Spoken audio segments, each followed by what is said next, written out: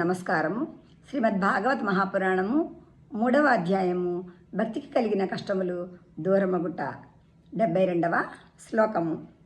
తతోపి దోషా కలిజా ఇమే త్వాం ద్రష్టుం న శక్తాః ప్రభవోపి లోకే ఏవం తదాజ్ఞావసరేపి భక్తి తదా నిషణ్ణా హరిదాసచిత్తే.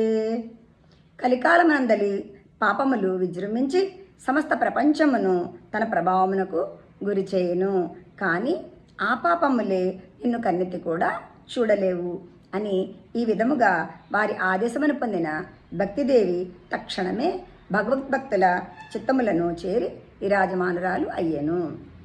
73వ శ్లోకము. సకల భువన మధ్యే నిర్ధనాస్తేపి ధన్యాః నివసతి హృదయేషాం శ్రీహరేర్భక్తిరేఖా హరిరపి నిజలోకం సర్వధాతో విహాయ ప్రవిశతి హృది తేషాం భక్తిసూత్రోపనద్దః.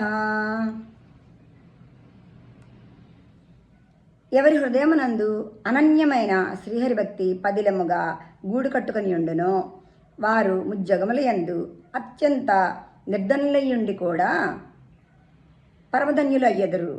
ఏలయన భక్తి అను సూత్రము చేత సాక్షాత్తు భగవంతుడు కూడా బంధింపబడి తన లోకమును వదిలిపెట్టి భక్తుల హృదయముల యందు చేరి నిలిచిపోవును. ధన్యవాదములు.